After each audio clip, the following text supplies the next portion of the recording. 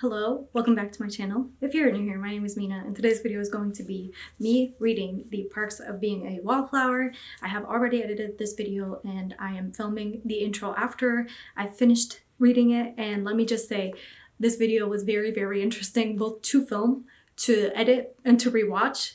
I did it more of like a personal essay type video, but not really. I hope you enjoy it. I know it's a little bit different. Let me know if you like this type of video, if you want more of these. I would be more than happy to do these types of videos because I feel like I had a lot of thoughts and I hope you can respond to them and we can chat about this book and the thoughts that I had in this video. So without further ado, without me further rambling, because this video is long enough as it is, I hope you enjoy and I hope this video gets you to pick up this book if you haven't yet.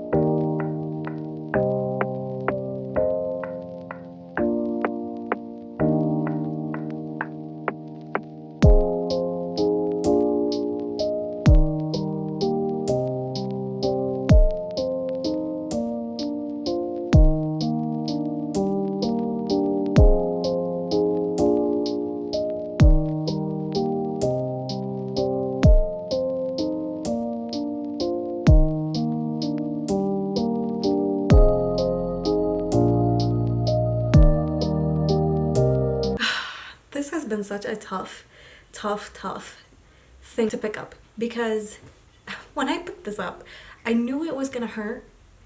I did not know that it was gonna hurt as much as it is. Like from the very beginning, you saw my face. I picked it up the first day and I think I read 25 pages and I had to put it down because I was just so distraught. Like from the very get-go, let's talk about it. I think I underlined something within the first like 2 pages. Honestly, literally on the first page, first chapter, and I'm already underlining. I don't even know if you can see that. I just need to know that someone out there listens and understands and doesn't try to sleep with people even if they could have. I need to know that these people exist. And then later it says, so this is my life and I want you to know that I am both happy and sad and I'm still trying to figure out how that can be. What a line to write within the first page of the book. That's mind-boggling. Like, truly, if you really think about this one, the fact that it's a classic, it's absolutely necessary to be considered a classic. I just have so many feelings. I'm only on page, where am I? I'm on like page 70 and I have so many thoughts and I had to force myself to put it down like twice already. I put it down yesterday after 25 pages because it felt so heavy, and then I put it again down today because I had makeup on and I didn't want to cry and I knew that we were heading there. So like, I felt like it was necessary for me to take a breather and take a pause, and I'm definitely not going to be wearing makeup tomorrow because if I cry, there is no if. When I cry about this book, because eventually I will, I know it's going to be within the next 100 pages. This book is so heavy. This book is so incredibly heavy, and I knew it was heavy when I picked it up the first time and when I picked it up the second time, because I read it for the first time 11 years ago and then I reread it again 9 years ago, and now I'm reading it again with the fresh eyes of an adult. And I feel like that's also something that I really would like to talk about, because The first time that I read this book, I was 16 or 17 years old, and so I related a lot to Charlie in the fact that I was the same age that he is. When this book starts, he's 15, I believe, because I looked it up today. He is 15 years old. So I related a lot to him being the same age and understanding where he was coming from, because in this line he says, I start high school tomorrow and I am really afraid of going. And I remember that feeling so incredibly well. I remember going to sleep knowing that the next day I was going to go to high school, and I was petrified and terrified and horrified because, like Charlie, I am an introvert and I don't like going places. I don't like going out. I have a very hard time making friends.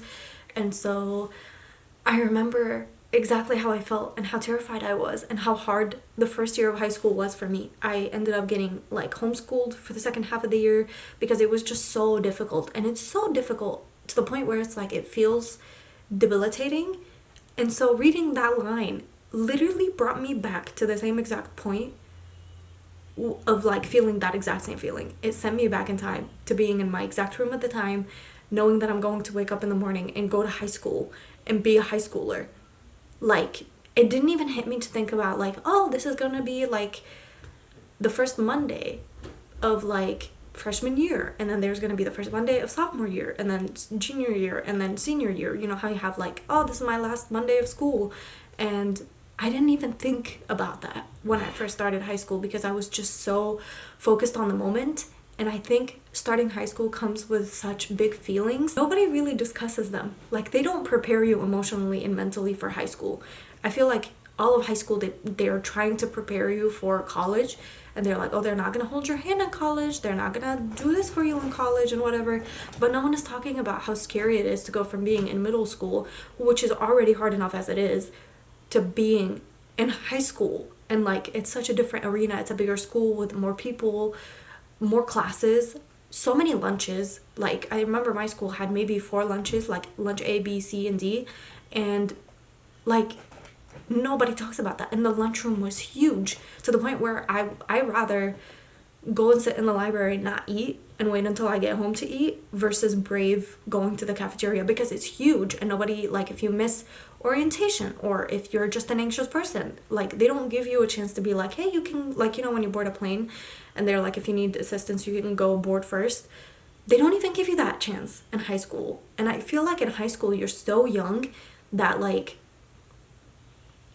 I don't know that people don't think that you have a lot of big feelings about things, or teenagers themselves like to downplay a lot of things so then it doesn't look like they're scared or like they're having a lot of feelings. And mostly, like, it all reflects out in anger and like lashing out at your parents and lashing out at your family and whatever, and your friends, and, you know, like making school your whole entire life. But if that's not your experience in high school, then you're just really alienated. Like, if you don't find your place in high school and you don't have friends in high school, then when you graduate and when you go to college, you're gonna have an even harder time making friends and like opening up, because you've spent a good majority of your life at that point being an outsider, being a wallflower. So then does that continue? And I just thought it was such an interesting thought, because I haven't been back in the mindset of starting high school until I read that line. And I remember it so well, and it like made me emotional, because at that age, like, that's the biggest thing you're gonna go through, right? Hopefully it's not the biggest thing that Charlie has gone through, but consciously is the biggest thing that he's going through. It's the biggest change in his life. And it's so fascinating. There's a specific warmth that comes with the movie, and I don't know if it's like the color grading of the movie, or if it's like the way that it was shot, or just Logan Lerman being Charlie. I think maybe that also had something to do with it, because I think he played the role so freaking well that it's impossible to not feel for him as Charlie. I don't know, but that movie itself is like chef's kiss. It's like a masterpiece, honestly, truly. Maybe it's sad that these are now memories, and maybe it's not sad. And I am a very, very nostalgic person. I spent a very good chunk of my life living in the past and like longing for the past and thinking that the past was better than it was. If there's anybody that had rose-colored glasses on when thinking about the past, it's me. And I think that that line specifically made me stop and think for a little bit, because as I've grown older, I think I've done that less and less. I don't look, I mean, I always look fondly towards the past because I feel like I experienced a lot of big emotions to where now, thankfully, my emotions feel pretty, well, they feel less like waves. I mean, like, not waves. They do feel like waves. But back then, I feel like the highs were really high that I was going through and the lows were really, really low. And so I feel like I was experiencing a lot of extreme emotions. And so for that reason, I look back at it fondly because for me, for my brain at least, the way that it works, I feel like if I'm experiencing really extreme emotion, then that era of my life, I'm feeling so much that it feels like, oh my God, look at how much I went through. So then when things are calm and things are just like the tide is rolling in and things are fine and things are boring and things are steady, I feel like I'm not living life. I feel like I'm just boring and I feel like everything is just like, this is not something I'm going to look back on. This is not a day I'm going to remember. Whereas if it was something that I was going through, I'm always going to look back on this day and be like, oh my God, this happened on this day and I was experiencing so many heightened emotions and so many extremes.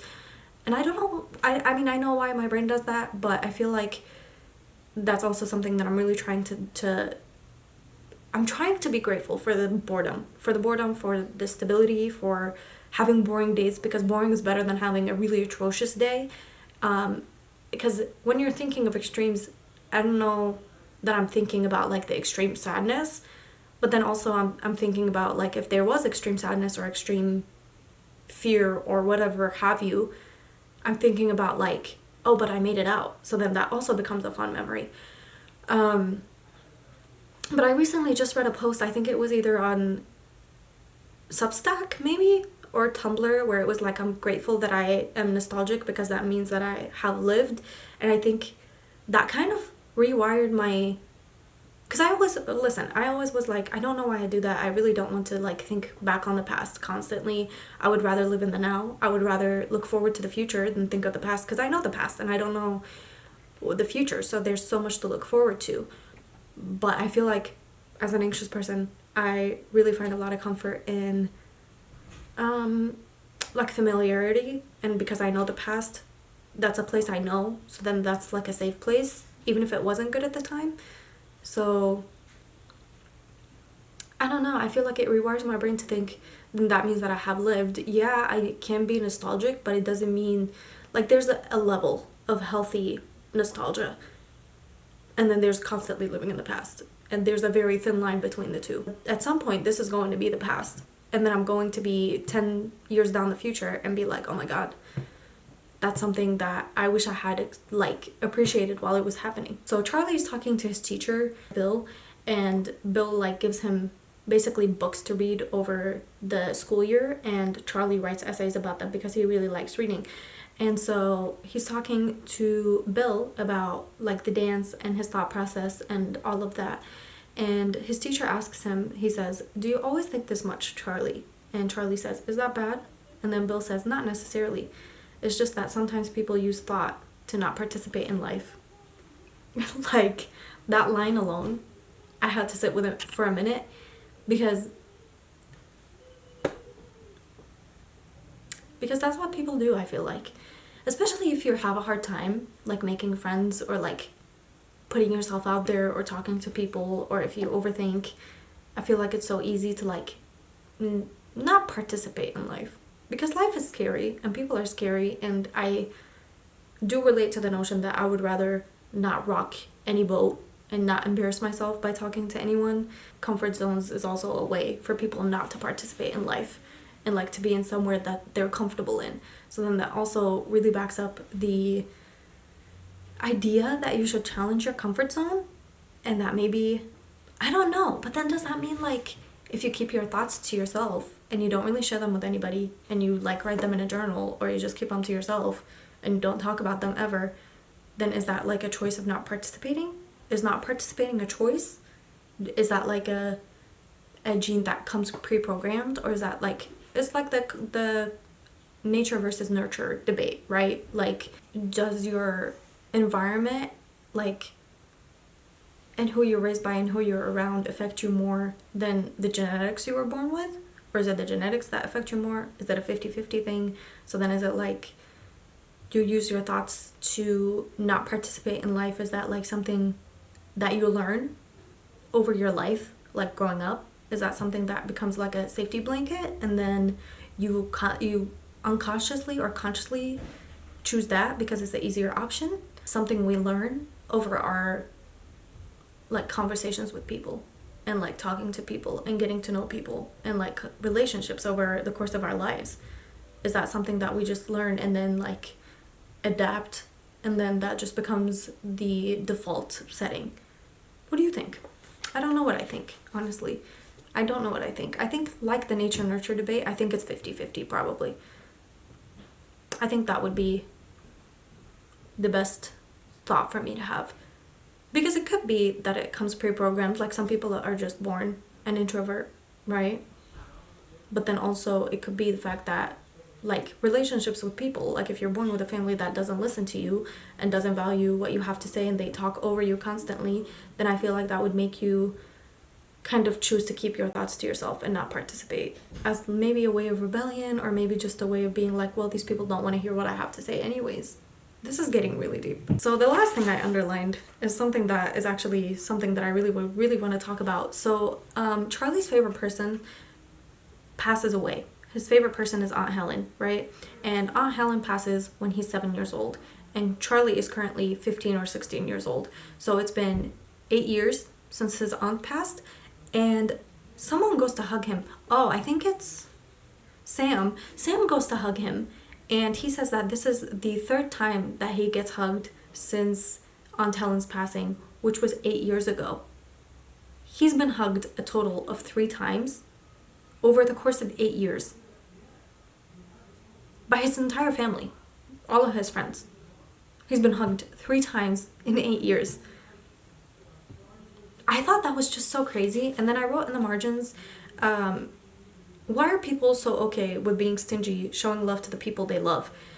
Why? Let's talk about it, shall we? I feel like I understand that some people have a discomfort, right? Like some people don't feel comfortable showing affection, and that people have different love languages, and the way that they understand love is in a different way from other people, right? Like there's 5 love languages: touch, quality time, gifts, acts of service, something else I'm forgetting. I'll write it somewhere here because I can't think of it right now. So people understand love and receive love and give love in different ways, depending on the way that they understand it and the things that they were missing growing up, because that's what a love language is the thing that you were missing when you were younger, and what you want to give because you didn't receive much of it. Or it can take you in the completely opposite direction, where because you didn't receive it, then you don't know how to give it. So then it becomes like, if you end up with somebody in a relationship, or if you end up with somebody as a friend and they don't understand how to give that, but that's the way that you understand love, then that's going to create some friction, because then there's the constant need for reassurance of being like, hey, so maybe I don't understand that you love me when you don't do this thing for me. Can you please work on that? But then it makes them uncomfortable. So then is that just like something that comes with saying that all relationships have sacrifices? And why does it have to be a sacrifice to show somebody that you love them? Do you know what I mean? Like, why is it an act of sacrifice to tell someone you love them, even though that's not something you were raised with? Why do some people end up taking the complete opposite route of being like, I don't know how to do it, so I'm not going to do it? And then some people start to overdo it because they never got it, and that becomes their love language, or it becomes the last thing that they can stomach. I understand like there's like probably a lot of mental stuff behind it. Obviously, I am a psych graduate, believe it or not, and I studied a lot of these things. So I do understand the complications that comes with like being raised a specific way, or like say you're raised in a family that doesn't show affection, that doesn't hug and kiss and do words of affirmation, and instead they do like acts of service. And so you grow up your whole life only knowing love as acts of service. But then the person you end up with only understands love and gifts. But you don't understand that, so then you feel like they're asking for too much if they're asking continuously for you to buy them something, or buy them flowers, or buy them something without them asking you to. And you don't understand why it's such a big deal, because it's not a big deal to you, because gift giving isn't your love language, but to them it is. So then it becomes something that is that something we all have to have a conversation about when we enter a friendship or a relationship, or when we meet new people that we want to get to know maybe? Is that something that has to happen for people to start talking about it more, for people to start understanding it a little bit more? Or is that just something that you're going to be like, okay, well, my partner doesn't really feel comfortable showing me like physical touch, so maybe I should just let it go and then live without understanding it that way because he spends quality time with me and that's his love language. Do you know what I mean? I don't know. I feel like that's such a fascinating topic for me, and it's always been. And the fact that Charlie only got hugged 3 times over the course of 8 years is crazy, because his family is like, they're not like forcefully withholding affection, right? Because they probably didn't get hugged when they were growing up. Does that make it okay for them to not hug Charlie? A growing 14, 15-year-old boy who now probably like glorifies hugs when they're the bare minimum of affection, but to somebody else they're probably not the bare minimum. Like to them, probably hugging him 3 times is like a big deal. But to me, I'm like, that's absurd, because I would love to hug the people I care about and love at all times, every day. I don't know. It's a really heavy book. I am really in the trenches. I'm not gonna lie to you. This book really puts me in the trenches. But I feel like it's so important for me to read it as an adult, because when I read it, I was Charlie's age, and now I'm an adult, and I'm double his age. So I feel like I'm looking at it with a completely different lens, and understanding it in a different way as an adult versus as someone who was the same age as Charlie. So yeah, that's my thought process. I was reading the question guide, or like the comprehension guide at the back of the book, and they asked some really good questions. One of them was, who do you think Charlie is writing these letters to? And I cannot for the life of me figure that out. So that's something that I'm actively thinking about while I'm reading the book. I love Patrick even more this time. Like, I've always loved him watching the movie and reading this book the first time and the second time, but I love him even more now. Sam, I've always been like indifferent about Sam. I don't know. She's about to kiss him and like give him his first kiss, and I get where she's coming from when she tells him like, I want the first person you kiss to love you, and she loves him, and you know, he's her friend, and she thinks he's an absolute gem of a person, which he is. But I'm also like, she's kind of older than him, and she doesn't love him like that. So then I'm also like, but he does really like her, so it probably made his life that she kissed him. I get both sides. I will see you tomorrow for another day of me fighting for my life against this book.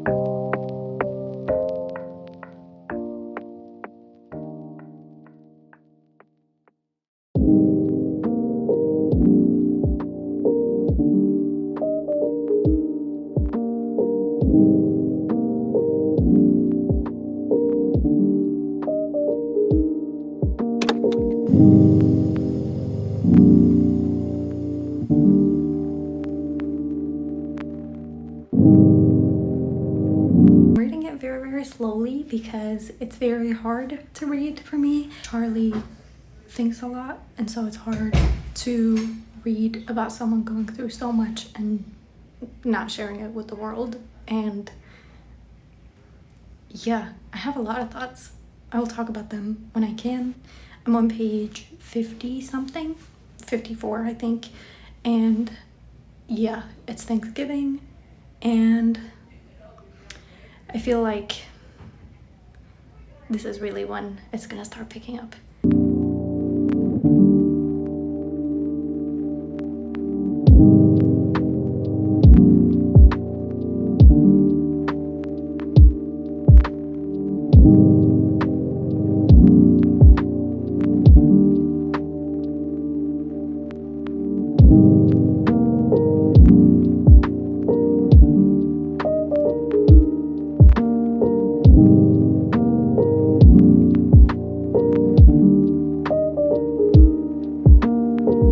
Page 137, and I have 80 pages left exactly. I think I did the math earlier today, and it adds up to 80 pages. I don't remember where I left off yesterday. I do have a lot to say though. Today was really, really rough. Oh, I stopped at page 70 yesterday. which was the poem. I feel like this video is just all over the place. Please forgive me if this feels like a little discombobulated, just like a video essay. I know I'm talking about a lot of topics in one video, but I feel like I have never done a video quite like this before. I've never really reviewed a book this way before. I've never talked about a book this way before, but I feel like for the perks of being a wallflower, it's really difficult to try to make like a really fun type of reading vlog because it's not a fun book. It's very much more of like a deep thinking book. And I know that sounds a little bit pretentious, but honestly, why can't we be a little bit pretentious? You know how the movement right now of like, I am cringe, but I am free? I want to feel the same way about pretentiousness. I feel like everybody has talked so much about being pretentious that now it feels like wrong almost to try to feel like you're a little bit of an intellectual, and everybody like will call you like pseudo-intellectual and whatever. But I feel like even if I do come off as a little bit of a pretentious jerk in this video, I'm okay with that because I feel like I have a lot of thoughts that I wanted to share, and that's why I made this video in the format that I'm making it. Charlie, I relate to him so incredibly much because he is such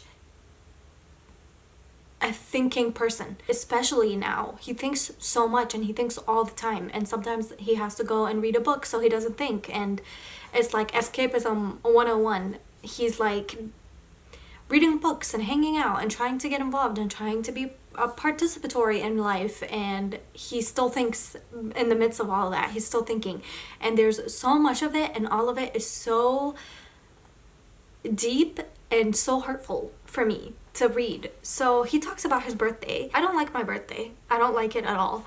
And I just wanted to ask, because I relate to that as well. I feel like birthdays have such a like hard thing around them where everybody thinks about the birthday blues. Obviously everybody has them, at least I think they do. I know a group of people probably doesn't have them, but I feel like the majority of people that I've been around in my life have had the birthday blues. I feel like a lot of the people probably do rather than don't have the birthday blues. And what is it about that? What is it about birthdays that makes people feel that way? Because I know it's not age. I'm not getting the birthday blues because I'm turning a year older. It's never been that. It's just there's something about birthdays that just feels heavy. And that's the best way I can describe it. It just feels heavy, and it feels like it's like I would rather just sleep through this day so I don't have to live this day. Does anybody agree? Does anybody feel the same way? Am I crazy? Am I a little bit outing myself on the internet right now? I feel like a lot of people have the birthday blues, and a lot of people have them very often, almost every year, and I wonder why that is. Like I said, I don't think it's an age thing. I don't think it's like a expectation thing. Even if you're not expecting anything from anybody, I think you would still have the birthday blues. I don't think it stems from like expecting something from the people you're around and them not meeting the expectations. That could be a part of it, but I think also for me, it's never been about what I expect from other people. It's just personal. It's like it feels like it's a very much me thing and not an external people thing. Like I just feel a lot about my birthday, and I don't know what it is. I cannot pinpoint like one thing that makes me feel that way about my birthday, if you understand what I mean. Like I'm not waking up the morning of my birthday and thinking, oh my god, this day is doomed because nobody's going to meet my expectations and I'm not going to get the gifts that I wanted and I'm turning a year older. None of that is going through my head when I wake up on my birthday. I'm just feeling like this heavy, deep sense of dread, and I most of the time wish I could sleep through my birthday so I don't have to experience it. Do you agree? Do you have the birthday blues? Please let me know down below if you do, and please let me know if you know where they stem from, if you feel comfortable enough doing so. I really wanted to mention how Charlie never thinks badly about his family. Like, he'll point out some things that he doesn't agree with that they do. His relationship with his sister is so important in the book, and I feel like it's kind of glazed over in the film, and I wish it wasn't because it's such an important relationship in his life. His sister like starts off basically being really, really mean to him, and she's not nice to him, and she's so absorbed in her life and everything that she's going through. And obviously, you know, she's a teenage girl. She's going through what teenage girls go through with dating and school and feminism, especially at the time that this book was written in the 90s. I believe probably that was a big movement at the time. And so she's very absorbed in her own life, And Charlie never thinks bad of her, even when she yells at him. Like, at some point she calls him a creep. She tells him that she hates him. She has a really, really bad relationship with him. I think from my perspective, if my sibling were to act that way towards me, I probably wouldn't want to pursue a relationship with them. But Charlie, the way he thinks about it, he always gives her the benefit of the doubt. He always gives everyone the benefit of the doubt, which I think is so fascinating to read about, because I feel like that's such a rarity these days for people to like think the better and the best in people and to see the best in people. I think we're more likely programmed these days to like see the worst and expect the worst because of the world that we live in, and obviously it's very different from the time that this book was written, and people are very different and the circumstances are very different, and the world is a lot more dangerous with, it feels like, a lot more bad people around. But then it also makes me think, is there really a lot more bad people around, or is it just that we have more access to it with like social media and the news and the constant 24/7 coverage of everything that's going on in the world, and laws changing and people in charge and people in power? Does it just feel that there's a lot more bad in the world now than there used to be, just because of the accessibility we have towards knowing all the information about it? I don't know. I feel like he never thinks badly of anyone. He's always giving them the benefit of the doubt. He's like, oh, my sister yelled at me and she spoke this way to me, but it's because, you know, she's going through it, and she's, you know, she was crying and she's probably thinking about her boyfriend, or she's probably thinking about this, and that's why she didn't want to spend time with me. He never gets hurt by it. Which I'm like, that's so insane, because I feel like if that were me, I would be so upset, and then I would never want to like pursue anything ever. But he never does. He continuously goes back to his siblings and tries to have conversations, and same with his family, and same with his dad who hit him when he was younger. Like, he continues to try to see the best in people, even though people keep giving him reasons to not see the best in them. And I think that's so fascinating, and I think that's something that I would really like to adapt, because in the society that we live in the world that we live in now these days, I feel like it's very hard to find people that think the best in people. And if you want to see the change in the world, you got to be in the change first, right? Isn't that how the saying goes? So yeah, I thought that was very, very fascinating, because I feel like everybody's always so mean to him, especially his family, especially his sister. Like, he takes her. Also, there's the matter of the scene where she gets the abortion, because she has an abortion at some point in the book, and it's not at all covered in the movie, and I wish they had covered it, because it's such a turning point in the relationship. It feels like he takes her, he takes care of her, and it shows him in such a completely different light. Like, I feel like that's the one point in the book where he's the capable one, and he's the one holding things together, versus every other scene in the book when he's struggling and he's falling apart and he's not doing well, and everybody else around him has to kind of like hold him together. Which, don't get me wrong, he's very good at keeping it together himself, but there's a lot of points in the book when he's crying and he's going through something and everybody around him has to hold him together. I just thought it was interesting that they didn't feel the need to include that in the movie, because I think it's such an important part of the book. Like, he took her to get the thing done, and then he stayed in the car with her while she recovered for a few hours, and then he took her home, and then he lied to protect her about where they were for the entire day when their parents asked. And I just think he's a really, really good brother for her. And I wish she treated him better. And I wish we'd seen that scene in the movie. Also, I've been thinking a little bit more about who Charlie is writing these letters to, and I still don't know. A part of me thinks that he's writing it towards like his friend that offed himself earlier in the book, like Michael, because he talks about him earlier in the book. And at the start of the school year is when it happens, when the character offs himself. And so I feel like, who else would he be writing to if not the friend? But then he mails it though. So I don't know where he would be mailing it to. But it could also be that he's writing towards like a future version of himself, or to the reader. I don't know. I've been thinking about it a lot while I read this book, and I honestly I can't land on a specific answer. Do you have an answer? Have you ever thought about that? Let me know what you think. Maybe I could be swayed one way or another. I honestly don't know. I feel like it's an equal tie between all three. It could be the reader, it could be a future version of himself, it could be to no one.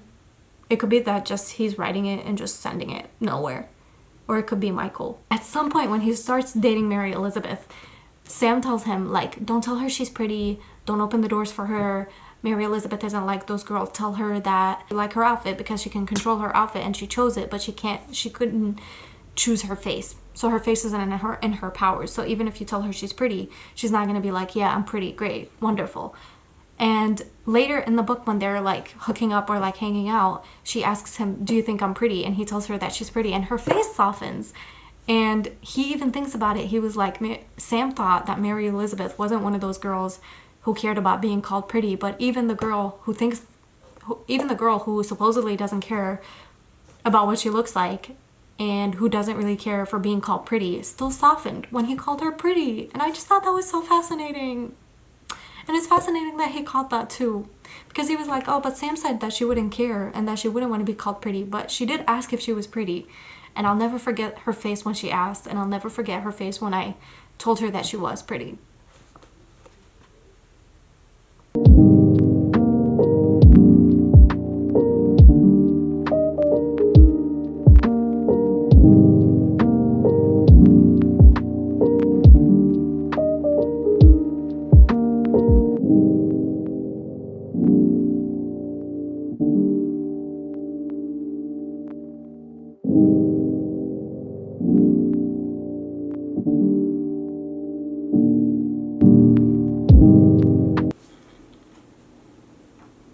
Perks of Being a Wallflower is one of the most incredible, most thought-provoking, most deserving of the classic title of any book that I've read in a very long time.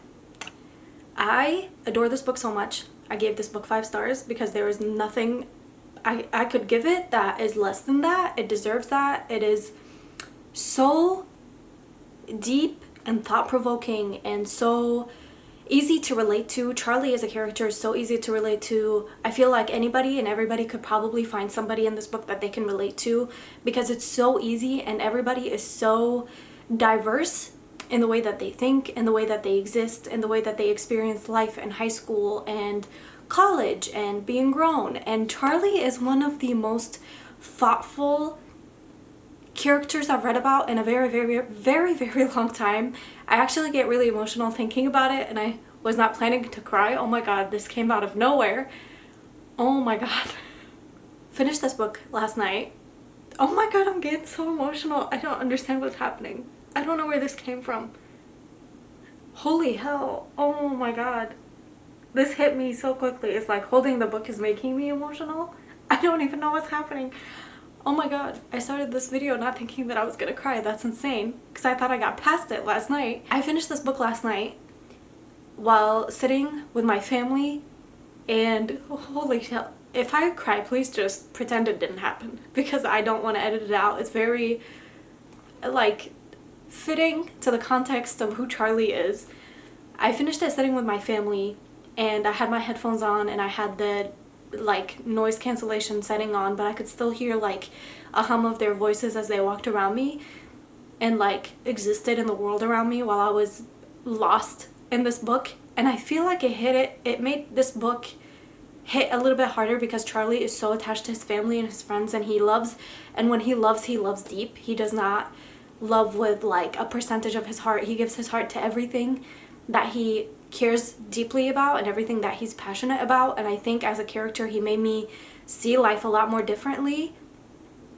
I've had so many moments throughout this book where I felt like I wanted to adapt some parts of Charlie into who I am. And as I mentioned earlier, I think it was the first day that I read this book where I said it's very different reading this in the lens of a person who is as old as Charlie is, and then reading it with the lens of an adult who is way older than Charlie is. But there is a letter at the end of this book,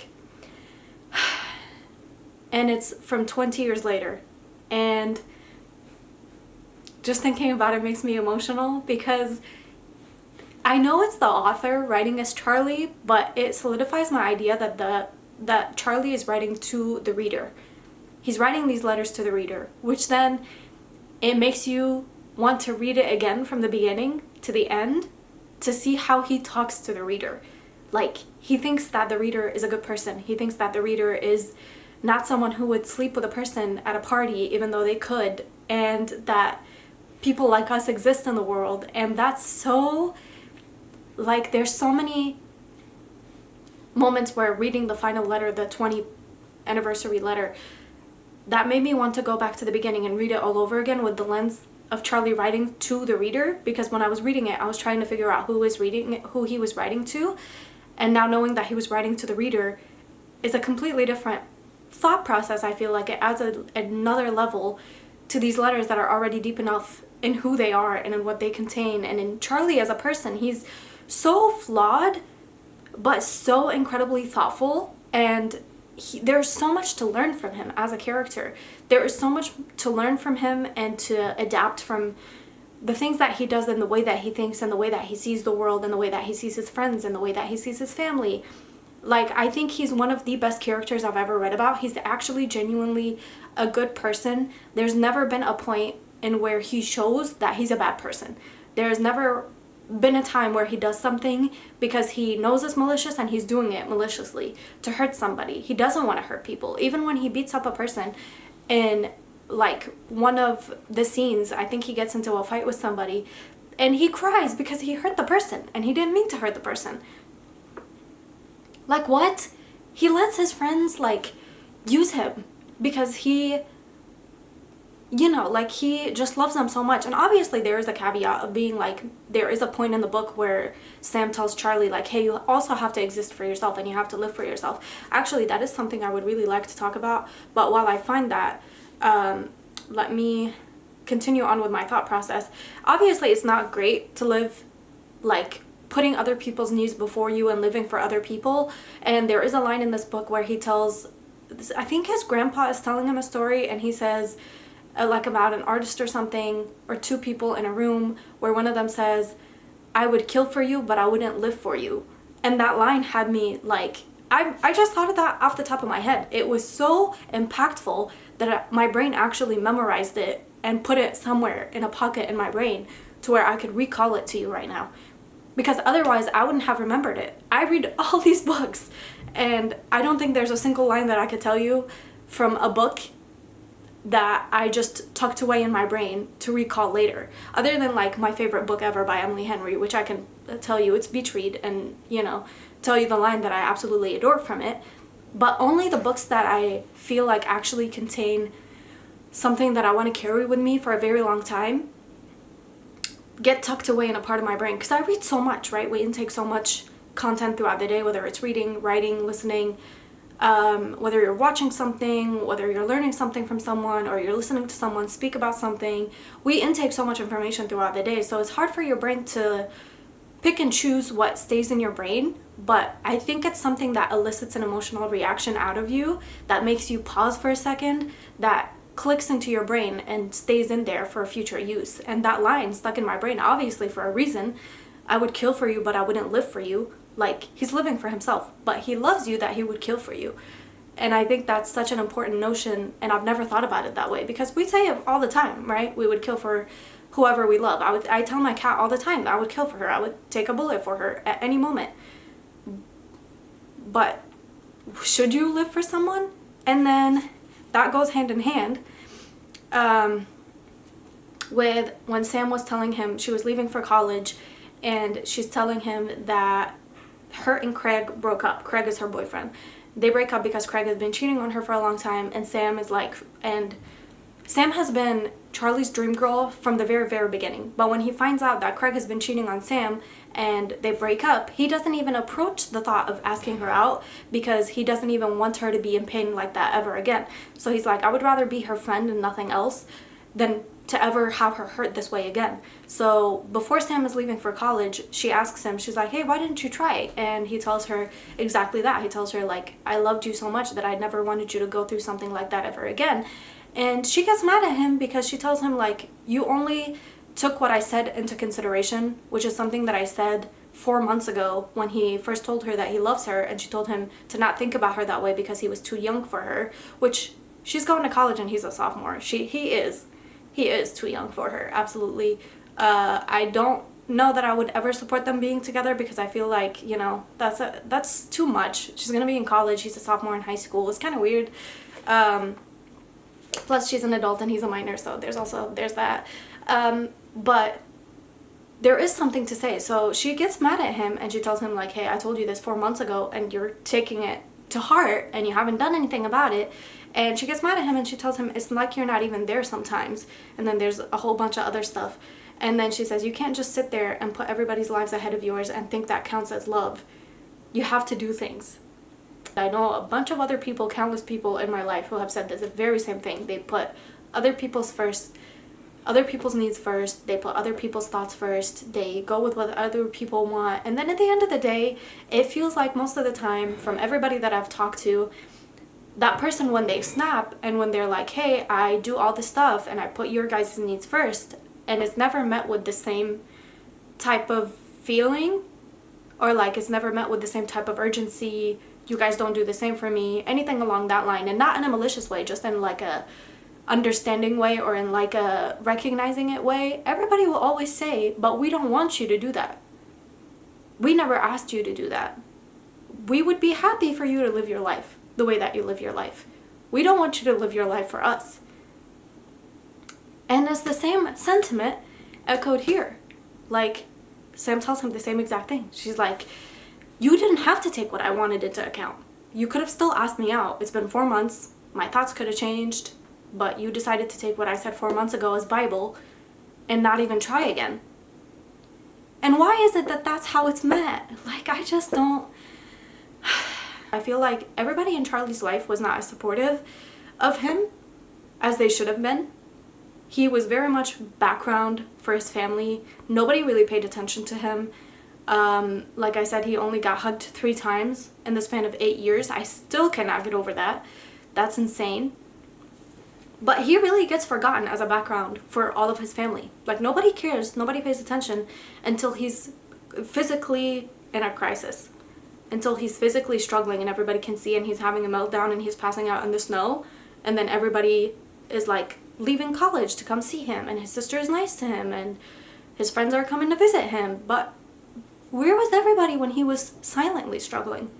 Why is it that we have to wait for somebody to be struggling visibly for us to notice that something is going on with their life? And also, caveat to that, not caveat, I don't know why I'm so obsessed with that word in this video. I swear I don't say it. I've never said it before this video. But why is it that we don't give everybody, this goes back to Charlie giving everybody the benefit of the doubt, why is it that we wait until the visible symptoms to show up before? Why don't we just assume from the very beginning? And I know it's common sense, right? Everybody says, like, everybody's going through something, right? Like, you watching this are probably going through something that no one knows about.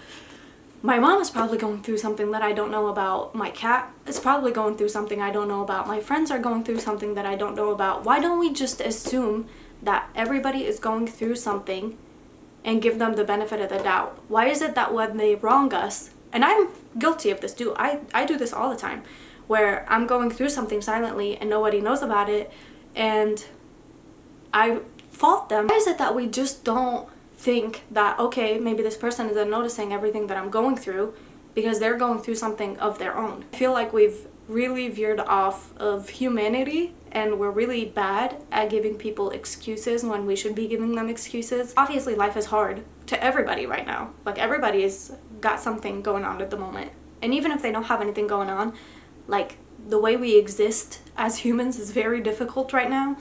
And there's so many things happening all the time. There's very hardly will you ever get a day of peace and things not happening on the news. So obviously everybody's on edge.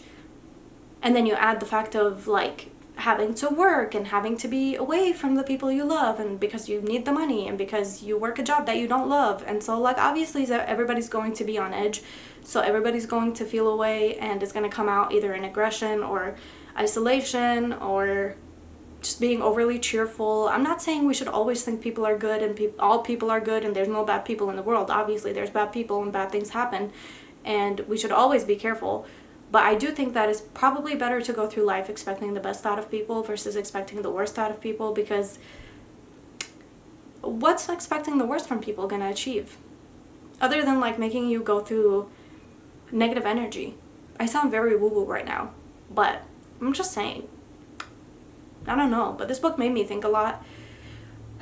This video has been all over the place. I do apologize for that, and I apologize for how long it is, if it's as long as I expect it to be. I feel like I've had a lot to say about this book, which I did not expect. I knew I would absolutely love it. And I honestly bought it by complete accident because I was at the bookstore for a different book, and then I saw this one and I said, oh, I don't have a copy of this one. And I know it's one of my favorites, so I should probably own it. And now it's my own copy, and I have my own annotations in here, and I'm always going to remember the time that I read it, and it changed my life, even as an adult. In conclusion, everybody and their mother should be reading this book, because this book is necessary. It will change your life. It will change your thought process. If you're young, you'll have something to relate to it with. If you're older, you'll probably also relate to it. And I think this is a very important work of literature, and I think it's necessary and important to read. Please let me know your thoughts, comments, concerns, questions down below. Thank you so much for watching. If you watched me ramble for as long as this video is, let me know if you've read this book, and if you feel the same way, or if you have any answers or any opposing views to anything I said in this video, also let me know down below. Anything is welcome and everything is welcome.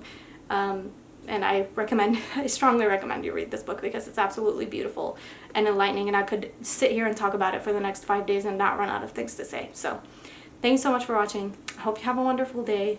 I hope something good happens to you today, and I will see you when I see you with another video. Bye.